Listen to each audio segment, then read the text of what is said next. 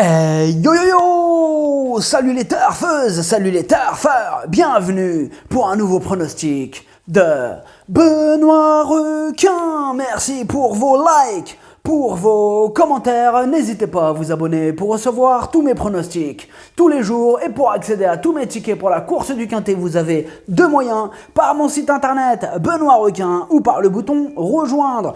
Ok, place au pronostic du Quintet du dimanche 5 septembre, direction Paris-Longchamp pour le prix des grandes carrières. Plat, 1850 mètres, 15 partants car le 8 est non partant. Réunion 1, course 4. Indice de confiance, 1 sur 5. Ce Quintet est ouvert, ils sont nombreux à pouvoir espérer se mêler à l'emballage final. Méfiance, cette vidéo je la tourne avant l'arrivée du Quintet de ce samedi. Je reviendrai dessus demain. Petit retour sur le Quintet du vendredi 3 septembre. C'est le 7 qui a joué les troubles fêtes. Pour les membres de mon site internet Benoît Requin et les membres Yo-Yo Total VIP, ce mois de septembre commence à 937 € de gain. Et au total, depuis le mois d'octobre, on a atteint la somme de 151 089 € de gain.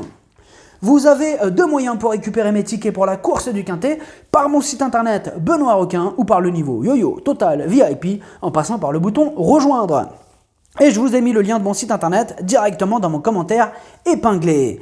Ok, c'est parti, on commence le pronostic et on commence avec le numéro 1. Hawking, récent 5e d'un Quintet, il a prouvé ce jour-là qu'il restait compétitif à ce niveau. Il fera encore de son mieux pour obtenir le meilleur classement. Et on écoute son entraîneur Philippe Decouze. Dernièrement, je trouve que la performance de Hawking est très satisfaisante compte tenu qu'il devait s'élancer en dehors et que le terrain était trop souple pour lui. J'espère qu'il ne pleuvra pas jusqu'à dimanche car en bon terrain, malgré les 61,5 kg sur son dos, je le crois capable de bien faire car actuellement, je le trouve en super forme.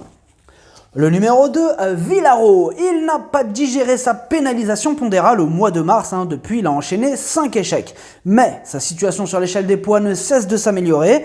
Il va très vite refaire parler de lui. C'est un cheval à suivre, les amis. Attention, il peut même commencer à remontrer le bout de son nez ce dimanche.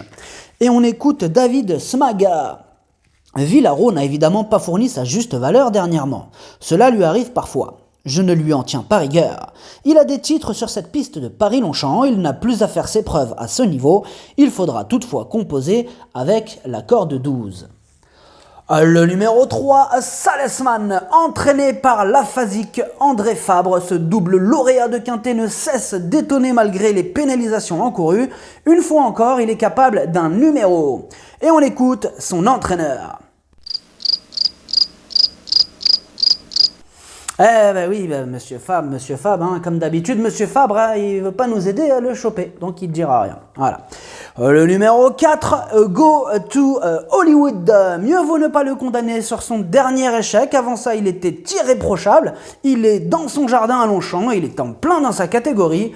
Il s'annonce redoutable. Et on écoute son entraîneur.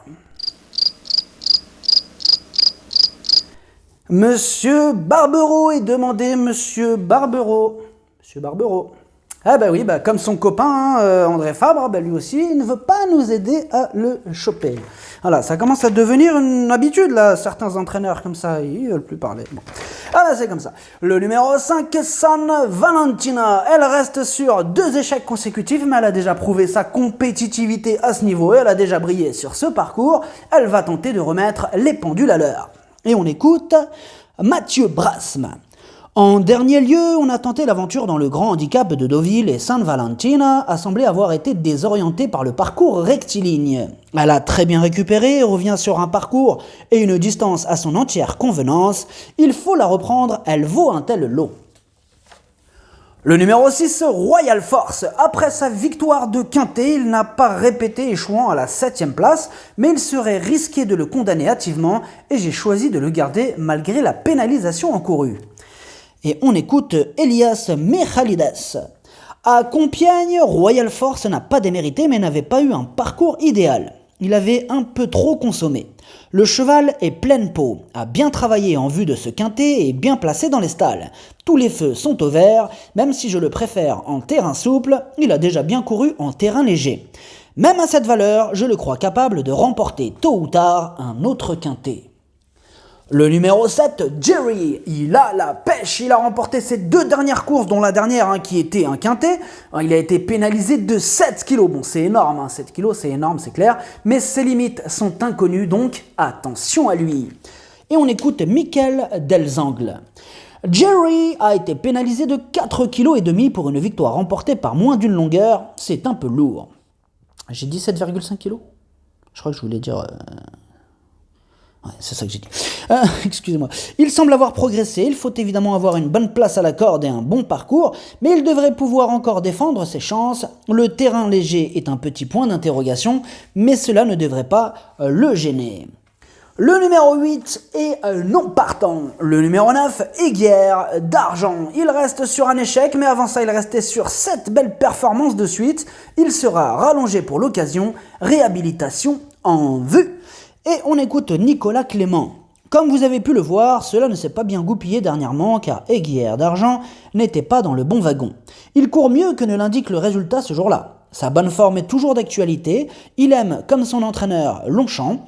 On allonge un peu le tir dimanche, ça ne devrait pas le déranger. C'est un attentiste, il faut donc compter sur un bon parcours. Le numéro 10, Nord-Est. Il a prouvé sa compétitivité à plusieurs reprises et notamment le jour de sa 2e place d'un quintet. C'est l'un des possibles troubles-fêtes de ce rendez-vous. Et on écoute Jon Elare Alvarez. En dernier lieu à San Sebastian, Nord-Est a joué de malchance et son résultat ne reflète pas sa valeur. Actuellement, je le trouve en bonne forme, raison pour laquelle on revient courir un quintet. Je le crois compétitif à cette valeur et je pense qu'il est aussi bon sur le gazon que sur la PSF. De plus, la distance est parfaite pour lui, on effectue le déplacement avec des ambitions. Le numéro 11, Come Say Hi, il n'a pu mieux faire que 9e dernièrement dans un quintet. Il faut dire qu'il avait pris 2,5 kg de pénalité. Du coup, il y a quand même quelques doutes qui planent sur sa candidature. Et on écoute Marcus Nige.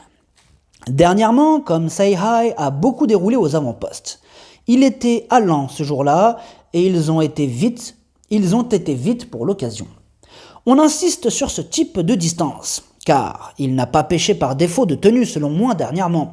Avec le 11 dans les stalles, on va essayer de le faire attendre. Un peu de pluie l'aurait aidé dans sa tâche.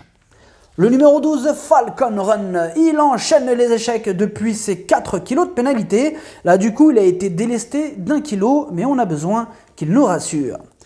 Et on écoute Gaël Barbedette. Falcon Run est dans un bel état de forme, mais ne va pas trouver les pistes assouplies qu'il apprécie. Ce n'est donc pas simple pour lui ici. Le numéro 13, Walek, il dépend d'un entraînement redoutable. Il vient de renouer avec les bonnes performances et à ce niveau, attention à lui. Et on écoute Olaf Proft. La rentrée de Walek est bonne, c'est un vieux monsieur avec un cœur énorme. Le matin, sa bonne forme est indéniable, on espère le voir conclure dimanche parmi les 4 premiers. Le numéro 14, l'Aigle, il a le défaut de ne pas toujours répéter ses bonnes sorties, en revanche il est dans son jardin à Longchamp, c'est l'un de mes principaux casseurs de tickets repérés. On écoute Mademoiselle Stéphanie Nige. Au regard de l'ensemble de ses performances, on ne peut rien reprocher à l'Aigle.